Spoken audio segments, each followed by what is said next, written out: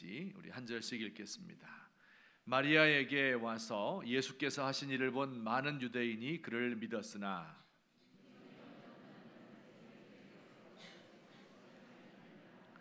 이에 대제사장들과 바리새인들이 공회를 모으고 이르되 이 사람이 많은 표적을 행하니 우리가 어떻게 하겠느냐.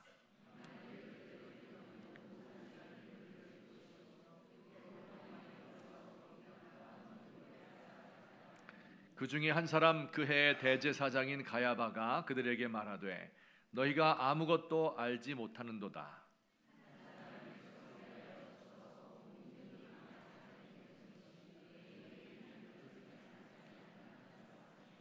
이 말은 스스로 함이 아니요 그 해의 대제사장이므로 예수께서 그 민족을 위하시고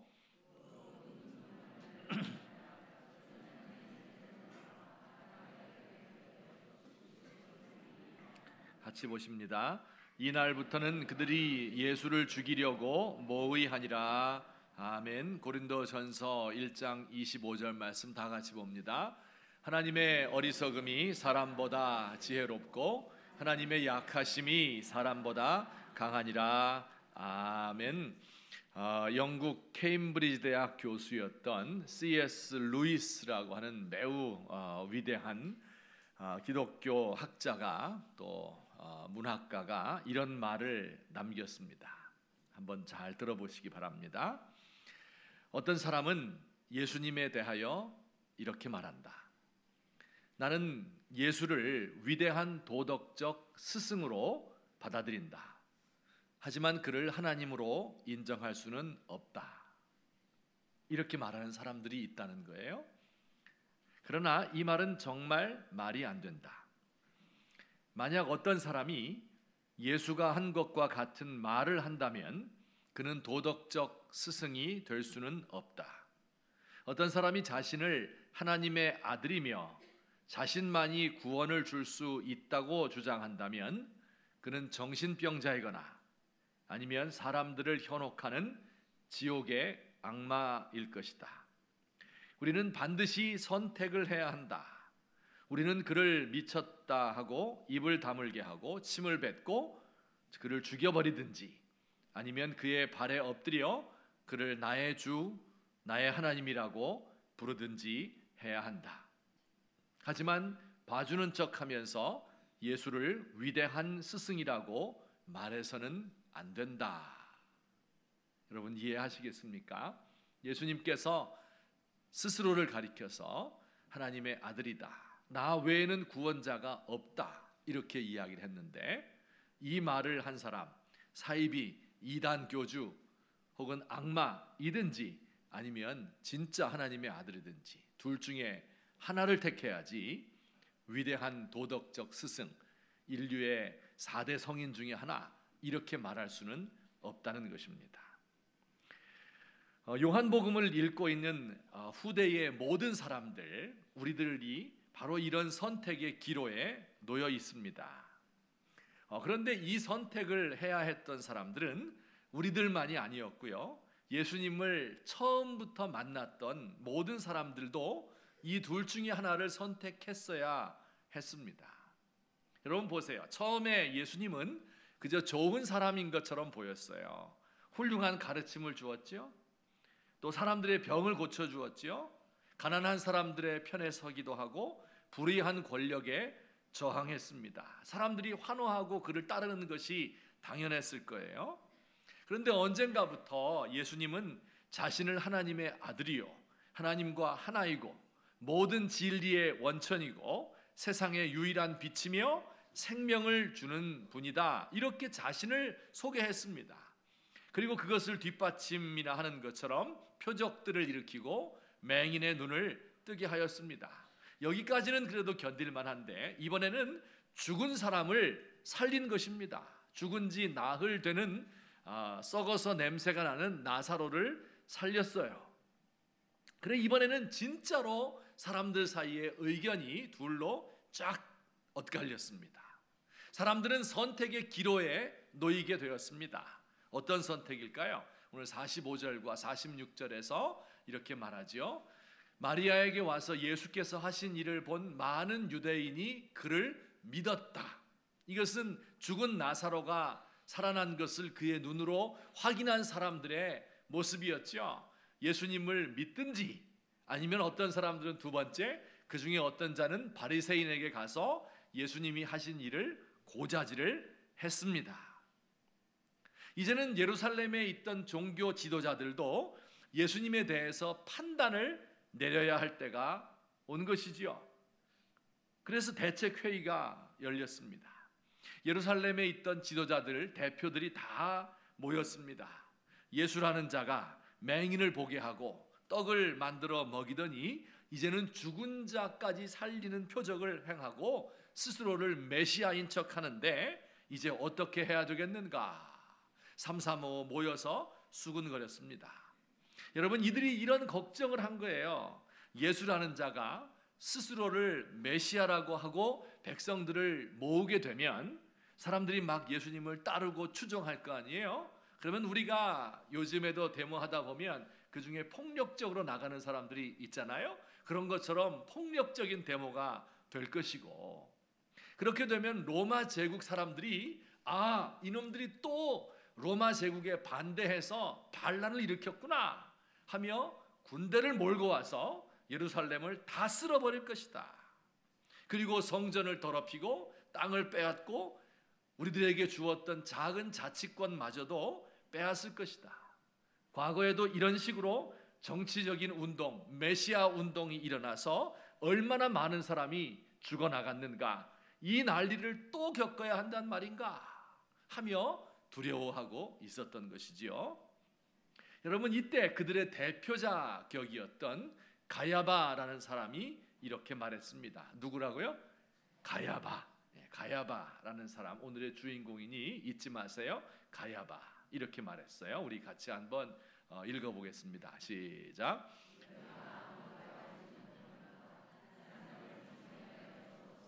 온 민족이 망하지 않게 되는 것이 너희에게 유익한 줄을 생각하지 아니하는도다.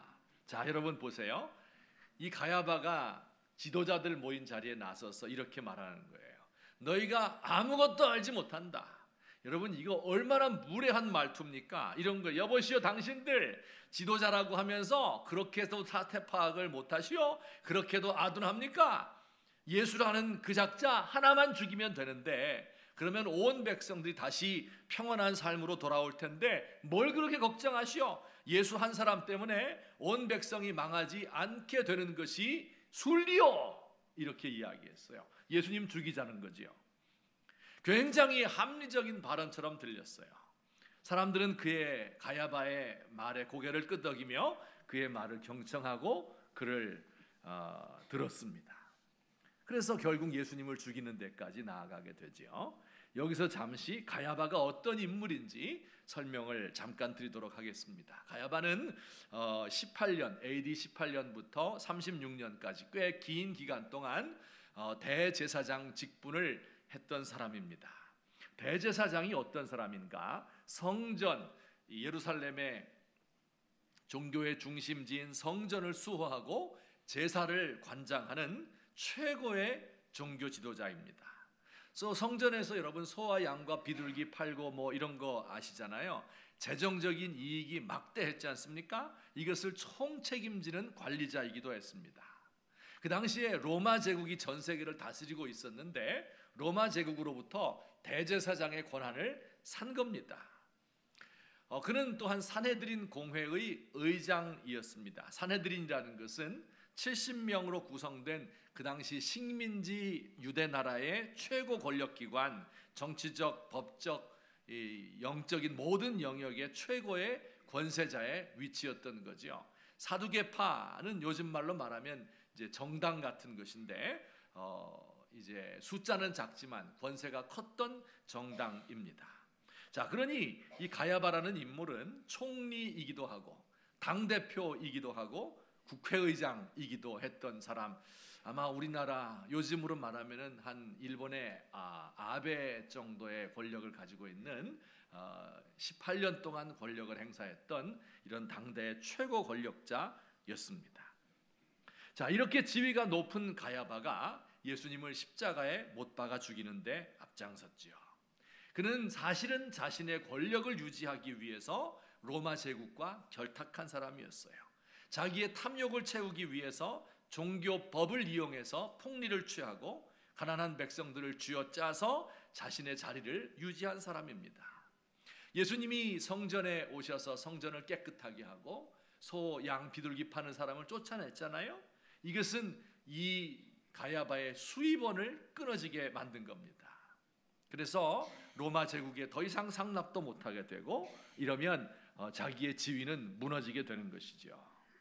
여러분, 가야바가 뭐라고 말했어요? 한 사람이 죽어서 온 백성이 망하지 않게 되는 게 좋은 일이요, 이렇게 이야기한 것을 언뜻 들으면 그 나라와 백성을 걱정하는 것처럼 들리지만 사실은 자기의 이익을 수호하고자 하는 마음이 더 컸던 것입니다. 자, 이렇게 이제 예수님을 죽이려는 살벌한 대화가 긴박하게 오가고 있었습니다. 이게 지금 나사로를 죽었던 나사로가 살아난 후에 예루살렘에서 벌어지고 있는 일이에요. 여기서 잠깐 성경의 설명이 멈추어지고 이 사건을 요한이 이렇게 이야기하고 있습니다. 우리 요한복음 11장 51절과 52절인데 다 같이 읽겠습니다. 시작.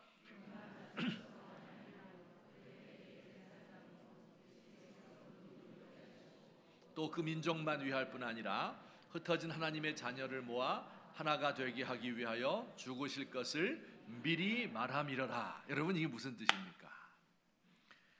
지금 가야바가 뭐라고 이야기했어요? 한 사람이 죽어서 백성 다 살리는 게 맞다, 이렇게 이야기했잖아요. 가야바는 지금 자신의 욕심을 차리기 위해서 이렇게 말한 거죠. 그런데 한번 보세요. 한 사람이 죽어서 온 백성이 구원을 받는다. 여러분, 이게 복음 아닙니까? 예수님 하나가 죽어서 온 인류가 구원을 받는다. 이것을 우리가 뭐라고 불러요? 복음이라고 부르잖아요. 가야바가 말을 했어요. 한 사람이 죽어서 온 백성 살리는 것이 마땅하다, 이렇게 이야기를 한 것까지 글을 써놓고 나서 요한이 그 글을 마치고 나서 한참 동안 생각하며 웃었어요. 하루 종일 흥분을 감추지 못하며 돌아다니면서 웃었어요. 야, 이게 이렇게 된 거구나. 이 가야바란 사람이 한 사람이 죽어서 온 백성이 구원받는 것이 맞다, 이렇게 이야기했는데 이것이 예수님이 죽어서 온 인류가 구원받는 것으로 성취가 되었구나. 얼마나 재미있는 일이냐 하면서 미소 짓고 흥분을 감추지 못했을 겁니다. 여러분, 재미없어요? 이 굉장히 재미있는 거예요 지금. 여러분, 구약 성경에 보면 대제사장은 이런 사람이에요. 1년에 한 번씩 양을 잡아서 그 피를 가지고 성전에 들어가서 뿌립니다. 그리고 하나님께 기도해요. 하나님, 1년 동안 이 모든 백성이 지은 죄를 용서해 주세요. 그리고 백성들에게 나와서 선포합니다. 너희들이 죄를 많이 지었지만 자비로우신 하나님이 당신들을 용서하셨습니다. 이렇게 이야기하는 사람이에요. 그런데 이 대제사장이 성전에 들어가기 전에 뭘 해야 된다고 그랬어요? 양을 한 마리 죽여서 그 피를 가지고 들어가야 되는 거예요. 지금 가야바는 대제사장이잖아요. 예수님 당시에 대제사장이었던 이 악한 가야바는 자신도 모르게 하나님의 마음에 있는 것을 말했고요, 자신도 모르게 이 어린 양이신 예수님을 죽임으로써 온 인류를 구원하는 대제사장의 역할을 한 겁니다. 실제로 이것이 이 가야바의 행한 일이었어요. 여러분, 가야바가 이런 일을 한 것이 오늘날 우리에게는 무엇을 의미하고 있는 것일까요? 가야바는 자기의 권력 유지를 위해서 한 사람이 죽어서 온 백성이 구원받는 것이 맞다, 이렇게 이야기를 했지만 사실은 하나님께서 그 이야기를 듣고서 복음을 가야바의 입으로 선포하게 했던 이 사실, 이것이 우리에게는 무슨 의미가 있을까 하는 것을 오늘 두 가지로 나누어서 살펴보고자 합니다. 우선 첫째, 우리 다 같이 시작.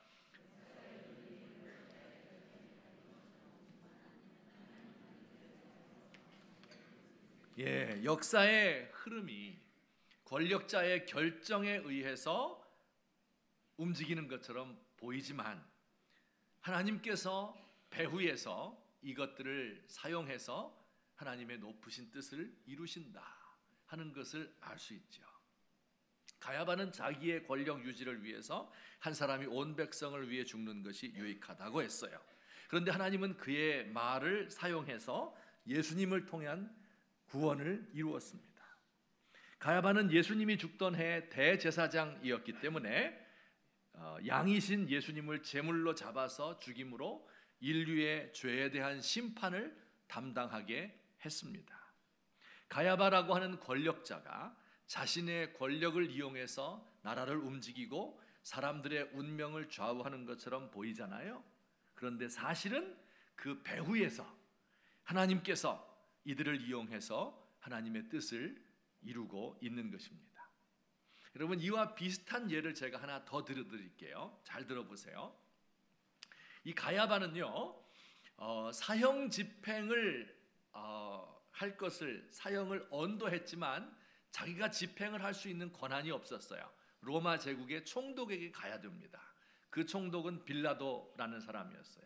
오늘 아침에도 우리가 본디오 빌라도에게 고난을 받았다 이렇게 외우신 바로 그 본디오 빌라도에게 예수님을 데리고 갔습니다.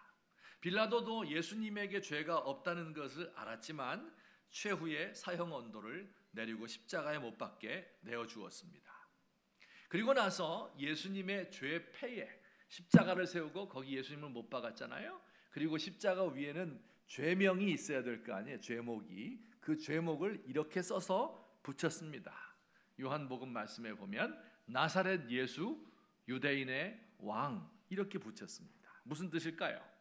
유대인의 왕을 사칭한 거짓 메시아 나사렛 사람 예수다. 그런 의미로 써붙인 거예요.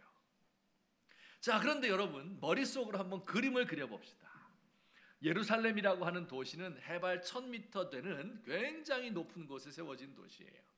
그 중에도 제일 높은 산 꼭대기에 예수님이 맨 꼭대기에 올라가 계신 겁니다. 그리고 그 위에 예수님의 명칭이 붙어 있어요. 뭐라고 붙어 있어요? 나사렛 예수 유대인의 왕 이렇게 붙어 있습니다. 그것도 한 나라 말로 쓰여져 있는 것이 아니라 로마 말, 그리스 말, 히브리 말 세 나라 말로 쓰여졌어요. 지금까지도 정치 권력을 대표하는 로마, 문화를 대표하는 그리스, 종교를 대표하는 히브리 말 이렇게 세 언어로 쓰여졌습니다. 뭐가 그려지십니까? 예수님께서 높은 곳에 오르시고 그의 이름은 유대인의 왕이다. 정치와 문화와 종교의 모든 영역에서 예수님이 왕이라는 것을 만방에 알리기 위한 하나님의 장치였습니다. 물론 빌라도는 어땠어요? 조롱하는 의미로 이렇게 했죠. 그러나 하나님이 빌라도를 사용해서 예수님을 만왕의 왕으로 선포하고 계신 겁니다. 여러분, 이렇게 인간의 악한 행동을 통해서 결국은 하나님의 구원이 이루어진다. 이런 사건과 인물들은요, 성경에 무수히 많이 등장합니다. 이 사실은 우리들에게 크나큰 위로를 줍니다. 이 세상에서 일어나고 있는 모든 일들이 사람의 결정에 달린 것처럼 보이지요. 그러나 사실은 이 모든 일들이 하나님의 지혜 안에 있는 것입니다. 그래서 고린도전서 1장 25절 말씀 다 같이 읽습니다. 시작. 하나님의 어리석음이 사람보다 지혜롭고 약하심이 사람보다 강하니라. 아멘. 언뜻 보면 하나님은 굉장히 어리석은 분 같고 인간은 자기 지혜로 세상을 움직이는 것처럼 보인다는 것이지요. 하지만 속을 들여다보면 그것이 아니라 하나님께서 사람들의 결정을 이용해서 당신의 뜻을 나타내시는 가장 지혜로운 분이시다 하는 이야기입니다. 여러분, 이 세상이 우리 인간의 지혜와 권세자들의 결정에 우리의 운명이 달려있다고 하면 우리는 불안해서 살 수가 없어요.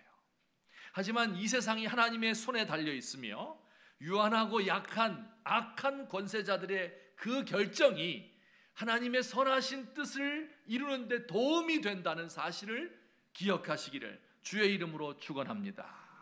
여러분, 우리 직장 생활 하시는 분들 잘 아실 거예요. 나를 잘못 본 악한 상관들 때문에 직장에서 인사상 불이익을 당할 수도 있습니다. 연봉 협상에서 밀려날 수도 있습니다. 여러분, 두려워하지 마세요. 하나님께서 그것을 통해서 이루고자 하는 뜻이 있는 겁니다. 나에게 하고 싶은 말씀이 있는 거예요. 그리고 그 말씀이 무엇인지를 알아듣게 될 때 우리의 삶은 변화하게 됩니다. 세상에서 억울한 일을 당하셨습니까? 예수님도 억울한 일을 당했습니다. 그러나 이것을 통해서 하나님께서는 당신의 구원을 이루셨습니다. 세상에서 당하는 힘든 일이 이 세상에 구원을 주기 위한 하나님의 구원의 지혜가 되는 것입니다. 때가 되면 우리를 높이시고, 때가 되면 왜 그때 그런 일이 일어났어야 했는지 나중에 가서야 하나님의 지혜를 감탄하게 될 것입니다. 이 세상에서는 누가 결정권을 갖느냐 하는 것을 가지고 다툼이 있지요. 누가 당대표가 될까? 어떤 계파의 사람이 선대위원장이 될 것인가 하는 문제로 세상이 시끄럽지 않습니까? 여러분, 지금 김정은이 어떤 판단을 언제 내릴 것인가 하는 것 때문에 어려움을 겪고 있지 않습니까? 물론 이것들이 다 중요한 결정들이고 우리의 운명을 결정하는 것들이기 때문에 대비하고 기도를 많이 해야 될 줄로 알아요. 하지만 어떤 결정이 사람에 의해서 내려지든 하나님께서 이것들을 사용하셔서 하나님의 높으신 뜻을 이루신다 하는 것을 믿으시기를 주의 이름으로 축원합니다. 그러므로 불안해할 것도 없고 두려워할 것도 없고 억울해할 것도 없고 하나님의 뜻이 무엇인지 이것을 추구하며 살아가는 것, 이것이 바로 우리 믿음 있는 신앙의 사람들이 해야 될 일입니다. 우리 사랑하는 귀한 성도님들 가운데 이런 신앙이 있으시기를 예수님의 이름으로 부탁합니다. 두 번째, 이 가야바의 이 사건이 우리에게 가르쳐주는 것이 또 하나 있습니다. 우리 두 번째 다 같이 시작.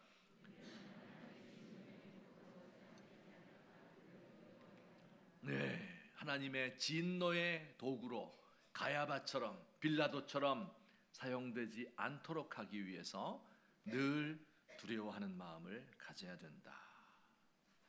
여러분, 성경에서요 가야바나 혹은 빌라도 같은 사람을 일컫는 말이 있어요. 표현이 있습니다.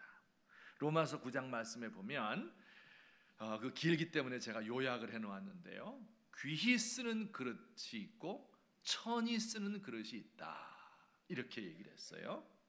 하나님의 집에는 하나님이 사용하기 위한 많은 그릇들이 있어요. 그 중에는 금그릇도 은그릇, 놋그릇도 질그릇도 셀 수 없이 많은 그릇들이 각기 특징이 있는 그릇들이 있습니다.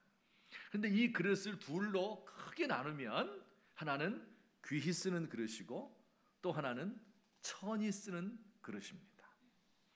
귀히 쓴다는 말이 무슨 뜻일까요?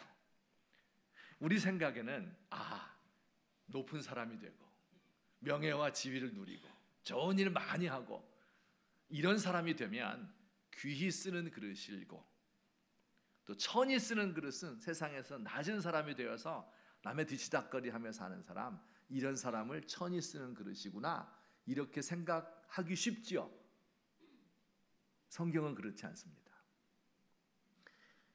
귀히 쓴다고 하는 말은요, 귀하고 높은 사람이 된다 그런 뜻이 아니고요, 하나님의 뜻이 무엇인지를 알고 하나님의 말씀대로 순종해서 하나님의 뜻을 이루는 사람, 그 사람을 귀히 쓰는 그릇이라고 말해요. 천히 쓰는 그릇은 반대예요. 하나님이 원하는 일 하지 않아요. 악한 일을 도모하고 악한 말을 해요. 그런데 이게 뒤집어져서 하나님의 뜻을 이루는데 도움이 되는 사람, 어떤 사람이에요? 가야바 같은 사람, 빌라도 같은 사람, 이런 사람을 가리켜서 뭐라고 불러요? 천히 쓰는 그릇이다, 이렇게 부릅니다. 그리고 그 천이 쓰는 그릇을 다른 말로 진노의 그릇이다 이렇게 표현하기도 합니다. 왜 그럴까요? 하나님의 구원을 이루는데 도움을 주기는 했지만 결국은 버림을 받고 하나님의 진노를 받는다, 그런 뜻입니다. 귀히 쓰는 그릇은요, 결국은 하나님의 긍휼하심을 얻고 높이 들리게 된다, 그런 뜻이에요. 그래서 긍휼의 그릇, 진노의 그릇, 귀히 쓰는 그릇, 천히 쓰는 그릇, 이렇게 설명하고 있습니다. 여러분, 그 사람이 어떤 권세를 가졌든지, 인간 세계에서 어떤 위대한 사람이든지 하나님은 거기에 관심 있는 것이 아닙니다. 진노의 그릇으로서 자기 생각대로 하다가 멸망을 받느냐, 아니면 귀한 그릇으로 하나님의 뜻을 알고 행하느냐, 이런 차이가 있을 뿐입니다. 여러분, 제가 지난 한 주간 동안 말씀을 준비하며 이런 생각을 깊이 했습니다. 가야바는 이렇게 종교 지도자이면서 성경을 많이 알아야 제사를 집전할 거 아니에요? 그러면서 그 성경을 이용해서 가난한 백성들을 쥐어짜고 그리고 자신의 자리를 유지하려 했습니다. 대제사장이라 하면 가장 자비롭고 희생적이어야 할 사람이 가장 잔인하고 그리고 가혹하게 사람들을 대했어요. 자, 그런데 이런 질문이에요. 가야바라고 하는 사람은 태어날 때부터 그런 인간으로 태어난 것일까? 아니면 원래는 순수한 사람이었는데 그렇게 변질된 것일까? 그런 생각을 해보았습니다. 여러분, 이 한 주간 동안 저와 여러분이 모두 마음이 무거웠을 것이라 생각이 됩니다. 뉴스를 볼 때마다 헤드라인으로 나오죠. 부천의 한 목사가 행한 일 때문에 고통스럽고 부끄러워서 잠을 이룰 수가 없었습니다. 어떻게 이럴 수가 있을까? 어떻게 이럴 수가 있을까? 그런 생각을 하지요. 그러면서 이런 종류의 일을 하는 사람이 따로 있을까? 아니면 원래는 나나 그 사람이나 같은 목사고 했는데 이렇게 변질된 것일까? 저는 처음에 그 뉴스가 나왔을 때 어디 목사긴 목사라도 어디 저기 공부 제대로 하지 않고 막 이런 데서 뭐랄까요? 그냥 자기가 안수 주고 뭐 이렇게 해서 안수 받 목사 된 사람이겠지, 그렇게 생각을 했는데 그렇게 공부를 많이 하고 그렇게 똑똑했던 사람이 어떻게 그렇게 될 수가 있을까? 정말 이상하기도 하고 궁금하기도 했습니다. 아마 여러분도 그랬을 겁니다. 이런 일을 하는 사람은 따로 있는 것일까요? 아니면 원래는 순수했었는데 똑같은 사람이었는데 그렇게 변질된 것일까요? 이런 질문이 제 속에 깊이 자리 잡고 있습니다. 여러분, 생각해 보면요, 우리에게도 기회가 주어지지 않아서 그렇지 기회만 주어지면 능히 이런 일을 할 사람들입니다. 흔히 우리는 정치인들 욕하고 높은 사람 욕하고 권력 잡은 사람 막 욕하지만 그렇지 않아요. 우리도 잡지 못해서 그렇지 기회만 주어지면 그렇게 될 것 같습니다. 하나님이 저에게 은혜를 주시고 안정되게 해주셔서 그렇지 만약에 유학 그렇게 갔다 왔는데도 공부를 다 했는데도 안정된 직장이 보장되지 않고 가정은 깨어지고 힘들어지게 되면 그 사람의 정신 상태가 어떻게 될 것인가 불쌍히 여기는 마음도 들게 되었습니다.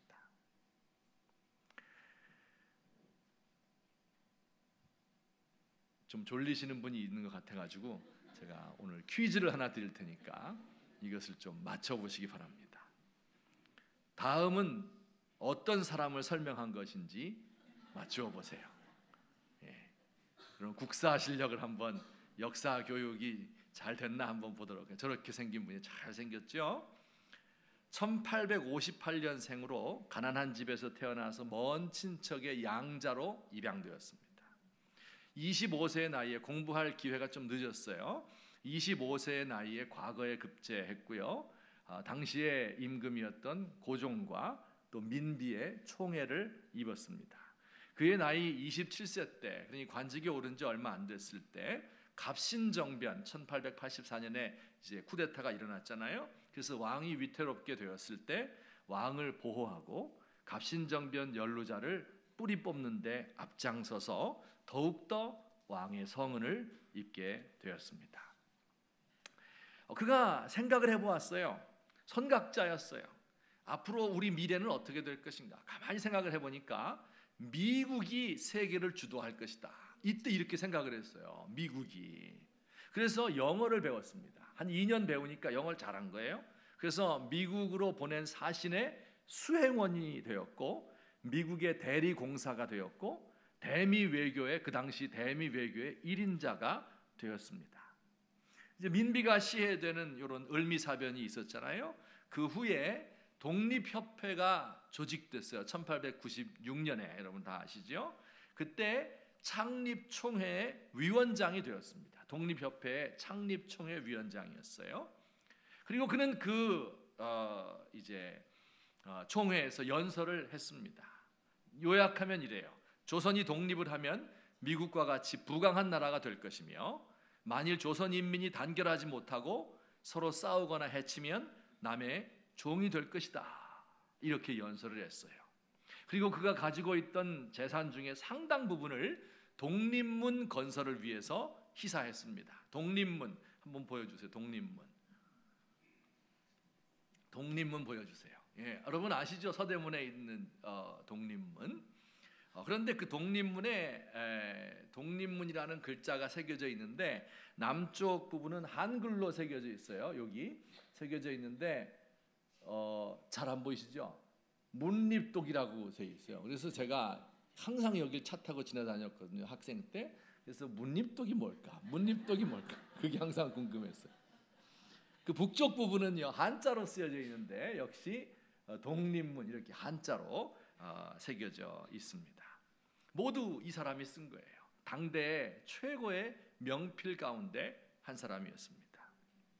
1895년 가보 내각이 구성되었을 때 일본을 배척하고 고종을 중심으로 왕권을 강화하고 대한제국을 세우는데 1등 공신이 된 사람이에요. 다시 한번 얼굴을 보여. 이제 이분입니다. 이분이 누구일까요? 어떤 애국지사일까요? 예. 놀랍게도 그 이름도 유명한 이완용입니다. 야, 이완용입니다. 1905년 대한제국의 항무 대신으로서 을사조약 체결을 주도해서 외교권을 일본에게 넘겨주는데 앞장선 을사오적의 대표자. 매국노 하면 그 다음에 뭐가 와요? 이완용 하면 매국노. 바로 이분이 이완용입니다. 이후에 그는 내각의 총리 대신이 되어서 고종을 폐위시키는데 앞장섰습니다. 1910년 한일 합방을 성사시켰어요. 그리고 일본으로부터 귀족 후작 자귀를 받고 끝까지 친일 부역하다가 1926년에 꽤 오랫동안 칠순 장수를 하고 설날 바로 전날 2월 11일 날 돌아가셨어요. 어쨌든 이분이에요. 이완용. 그 이완용 전기를 쓴 사람이 최종적으로 그에 대해서 이렇게 평가를 했습니다. 잘 들어보세요. 주어진 현실 앞에서 어쩔 수 없다고 스스로를 위안하는 나약한 인간의 한 사람이었다. 현실에 순응하여 실리적인 선택을 하는 것이 가장 현명한 세상살이라고 생각하는 오늘날의 합리성을 가진 근대인의 대표자였다. 이렇게 썼습니다. 여러분, 그가 매국노로 태어난 것일까요? 어렸을 적부터 매국노의 기질을 보였습니까? 아닙니다. 그가 나라를 사랑했고 조국을 위해서 무슨 일을 한다고 했던 거예요. 그런데 그가 이렇게 변절을 하고 그리고 매국노로 바뀌게 된 것이에요. 이완용을 생각하면 어쩌면 그렇게 가야바를 닮았는가 그런 생각이 들어요. 가야바가 말했죠. 한 사람이 온 백성을 대신하여 죽는 것이 낫다. 이것이 합리적이다. 이것이 순리이다. 이렇게 이야기를 했어요. 이런 합리성에다가 자기의 이익이 결부되게 될 때, 이때 이완용 같은 사람이 등장하는 겁니다. 가장 합리적인 사람, 그러면서도 약간의 이기심이 결합된 우리 모두가 선거를 하고 투표를 하는 것들을 통해서 대표를 이제 뽑게 되고, 그러면 그런 조직이 생겨나게 되고, 그 가운데에 괴물들이 생기게 되지요. 가야바와 같은, 부천의 목사와 같은 이런 사람들이 생겨나게 되는 것이지, 이것이 결코 남의 일이 아니라는 거예요. 이런 사람들은 태어날 때부터 악한 종자로, 매국노로 태어났고, 우리는 애국자로 태어났습니까? 그렇지 않다는 거예요. 성경의 가르침, 그래서 어떻게 해야 됩니까? 우리는 두려워 떨면서 자기를 성찰하는 것입니다. 사람들에 대해서 똑똑한 체 하면서 아무것도 모르는 소리 하지 마시오, 이렇게 말하는 것이 문제인 것입니다. 여러분, 하나님께서 우리에게 긍휼을 베풀어 주시고 하나님이 우리를 돕지 않으시면 우리도 이렇게 될 수밖에 없는 겁니다. 우리의 힘과 결심이 약하기 때문에 늘 넘어질 수밖에 없는 겁니다. 여러분, 우리가 삶을 살다가 풍상을 만나고 그 순수했던 마음들이 상처가 생겨나고, 또 어려운 일을 겪고 배신을 당하고 힘든 일을 겪으면서 우리의 마음이 단단해지는 것입니다. 여러분, 저도 돌이켜보며 이런 사람이 될까 너무 두렵습니다. 원래는 양심이 있는 사람이었는데 양심이 무디어졌어요. 사소한 일에도 양심이 소리를 내어서 차마 무서워서 그 일을 못했는데, 이제 웬만한 양심의 부르짖음에 대해서는 끄떡도 하지 않습니다. 사람들과 부대끼다 보니까 실망하고 상처를 주고받으니 상처가 많아지게 되고, 상처받은 그 부위가 단단해져서 사람들에게 희망을 걸지 않고, 사람을 만나도 설레지 않고, 사람들과 사귀는 것을 멀리할 때가 많습니다. 돈의 대회에서 초월하려고 노력하지만 이제는 돈 좀 있어야 할 것 같고, 권력 가진 사람에 대해서 흔연하게 대했는데 경직된 마음이 될 때도 많고, 사람들에게 인사받고 높은 자리에 앉는 것을 당연하게 여기는 오만한 마음이 자리 잡고, 진솔하고 격의가 없는 것이 아니라 내용보다 격식과 형식을 소중히 여기는 사람으로 단단하게 바뀌어가고 있는 것 같아서 안타깝습니다. 우리 사랑하는 귀한 성도님들, 저와 여러분 가운데 한 사람도 천하게 쓰는 그릇이 나오지 않게 되기를 주의 이름으로 축원합니다. 하나님의 뜻을 이해하고 그 뜻을 위해서 자신을 바치고 희생하는 이런 귀하게 쓰는 그릇들 되시기를 예수님의 이름으로 축원합니다. 이것을 위해서 늘 자기 자신을 돌아보고 두려워 떨면서 자신을 성찰하고, 내 뜻대로 내 힘과 결심 약하여 내 뜻대로 할 수 없사오니 주여 나를 불쌍히 여기시고 긍휼히 여겨 주옵소서. 날마다 간구하시는 저와 여러분 되기를 예수님의 이름으로 축원합니다. 아멘. 우리 같이 한번 기도드리겠습니다. 오늘 들은 말씀을 생각하며 우리 함께 기도했으면 좋겠어요. 두 가지 말씀을 드렸습니다. 우리 이 세상에서 이루어지고 있는 이 모든 일들이 인간이 내리는 결정인 것 같지만 하나님께서 배후에서 일하셔서 그 악함을 선함으로 바꾸어 주신다. 그래서 그 하나님을 의지하고 하나님을 믿으며 나아가십시다. 모든 불안한 것들을 떨치고 하늘에서 주시는 위로를 받을 수 있으면 좋겠습니다. 또 우리가 가야바와 같은, 빌라도와 같은, 이완용과 같은 이런 단단해지는 마음, 주여 나를 불쌍히 여기시옵소서. 하나님, 내 모든 이기심을 내어버리고 그리고 두렵고 떨림으로 늘 주 앞에서 나를 성찰할 수 있는 제가 되도록 하나님 인도해 주십시오. 다 같이 한 목소리로 간절하게 기도드리겠습니다. 사랑의 하나님 아버지, 은혜를 감사드립니다. 오늘도 우리 하나님께서 우리에게 말씀을 주셨습니다. 가야바가 한 사람이 죽어서 온 백성이 망하지 않게 되는 것이 순리이다 이야기를 하였는데, 우리 하나님께서 그 악한 말을 바꾸어서 우리 하나님 구원의 역사를 이루어 주신 것을 저희가 믿습니다. 하나님 아버지, 인간의 모든 결정이 역사를 뒤바꾸어 놓을 것 같아도 하나님께서 이것을 바꾸어서 하나님의 지혜로 사용하셔서 하나님 아버지여, 주님의 뜻을 이루시는 것을 저희가 배웠습니다. 하나님 아버지, 우리가 귀하게 쓰는 그릇이 될지언정 이 빌라도와 같이, 가야바와 같이 천하게 쓰는 그릇이 되어서, 진노의 그릇이 되어서 하나님의 버림을 받지 않도록 하나님 아버지 저를 도와주시옵소서. 아버지 하나님이여, 제 마음을 주께서 붙들어 주옵시고 하나님, 점점 악한 곳으로 기울어져 가지 않도록 하옵시고 우리 하나님의 뜻이 제 마음속에 살아있고 아버지여, 참으로 주께서 원하시는 일이 무엇인지를 알아 순종할 수 있는 귀하게 쓰임받는 종들 되도록 하나님이여 우리를 도우시고 인도해 주시옵소서. 하나님이 우리나라의 운명이 경각에 달려 있습니다. 하나님 아버지여, 북에 있는 김정은의 마음을 주께서 움직여 주시고 하나님 아버지, 그가 전쟁을 일으키지 않도록 하나님께서 도우시며 한반도를 둘러싸고 군비 경쟁이 일어나지 않도록 하옵시고 평화의 경쟁이 일어날 수 있도록 하나님께서 우리를 도와주시옵소서. 하나님 아버지, 인간의 모든 결정권이 우리에게 있는 것이 아니라 하나님에게 있는 것을 기억하며 불안해하지 않게 하시고 두려워하지 않게 하시고 억울해하지 않게 하시고 우리 주님을 바라보면서 주님과 만나고 주의 십자가를 체험할 수 있도록 주께서 역사하여 주시옵소서. 모든 것 주께 의지합니다. 예수님의 이름으로 간구합니다. 사랑의 하나님 아버지, 고맙습니다. 가야바가 자신의 뜻대로 한 사람이 죽어서 온 백성이 망하지 않게 되는 것이 순리이다 이야기하였지만은 하나님께서 그 말을 뒤집어서 예수님을 구원자로 이 땅에 세우신 것을 감사합니다.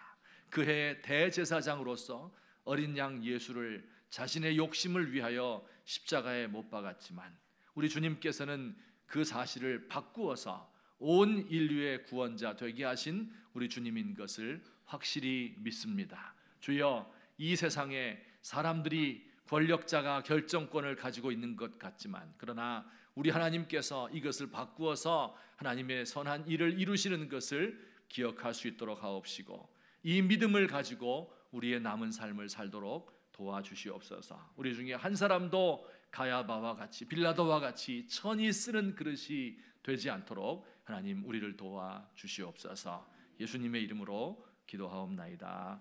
아멘.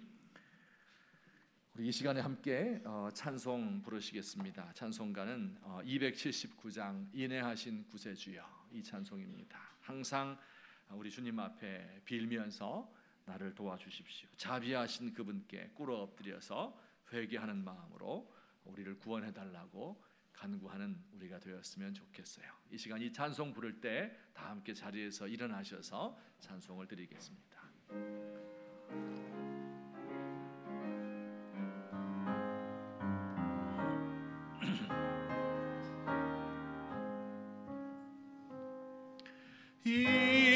인애하신 구세주여, 내가 비오니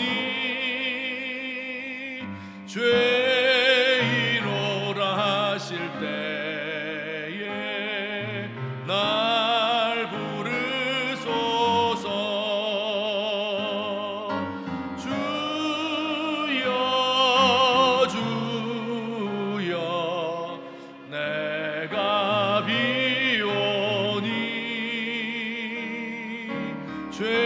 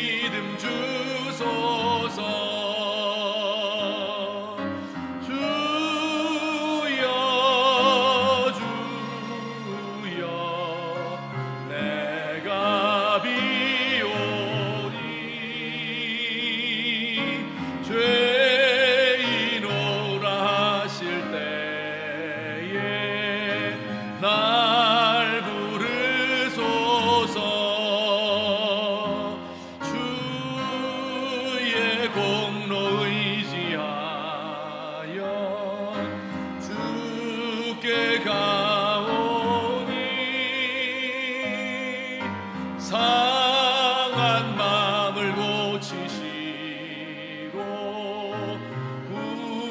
구원하소서. 주여 주여 내가 비오니 죄인오라 하실 때에 날 부르소서. 만복 근원 우리 주야 위로하소서. 우리 주와 같은 신이 어디 있을까. 주여 주여 내가 비오니 죄인오라 하실 때에 날 부르소서. 아멘.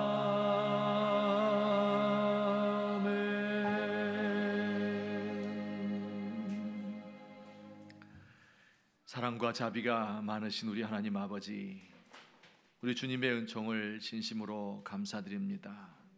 하나님께서 우리 귀한 주의 백성들을 사랑하시고 신령과 진리로 하나님을 경배하게 하시며 또한 우리에게 재물 얻을 능력을 주셔서 하나님께 예물 바칠 수 있도록 하심을 감사합니다. 하나님 바친 귀한 손길들에 하나님께서 은혜와 복을 허락하시고 하늘의 문을 활짝 열고 우리 주님의 뜻을 알리시며 주께서 원하시는 귀한 그릇으로 사용될 수 있도록 하나님 인도하여 주옵소서. 아버지여, 우리 가운데 육신의 질병과 마음의 상처와 끊을 수 없는 죄악과 여러 가지 인생이 지닌 무거운 짐들로 인하여서 오늘도 참 힘들게 살아가고 있는 많은 주의 백성들이 있습니다. 하나님께서 도우시고 힘주시고 불쌍히 여기시며 우리 하나님 아버지를 의지하며 힘있게 나아갈 수 있도록 주께서 인도하여 주옵소서. 하나님, 귀한 길, 귀성길 하나님께서 붙드시고 지키시며 우상 숭배하는 대신 형제가 서로 우애하고 부모를 공경하며 복음을 증거할 수 있는 기회가 되도록 하나님이여 인도하여 주옵소서. 하나님 아버지, 고향에 내려갈 수 없는, 서로 멀리 떨어져서 서로 볼 수 없는 안타까운 형편에 있는 식구들도 있나이다. 하나님께서 그 마음을 붙드시고 위로하여 주시옵소서. 이 한 주간 우리 국가와 민족을 지키시며 이 한반도가 전쟁터가 되는 것이 아니라 평화의 터전으로 자리 잡을 수 있도록 우리 하나님께서 도와주시옵소서. 하나님이 모든 결정권을 가지고 있는 것을 믿사오니 주께서 김정은의 마음을 돌이키시고 하나님, 우리를 둘러싸고 있는 열강들 그 마음을 돌이키셔서 참 주의 뜻을 이 땅 위에 펼칠 수 있는 하나님의 귀한 민족 되도록 주께서 역사하여 주시옵소서. 이제는 우리 주 예수 그리스도의 은혜와 하나님 아버지의 사랑과 성령님의 교통하심이 오늘 주 앞에 나와 경배하며 주의 말씀을 받잡고 귀한 그릇이 되기로 마음속에 다짐하는 주님의 사랑하는 백성들 머리 위에, 또 우리 교회에 속한 모든 권속들 위에, 우리 총회와 백석대학교 위에 지금부터 영원토록 함께 계실지어다. 아멘.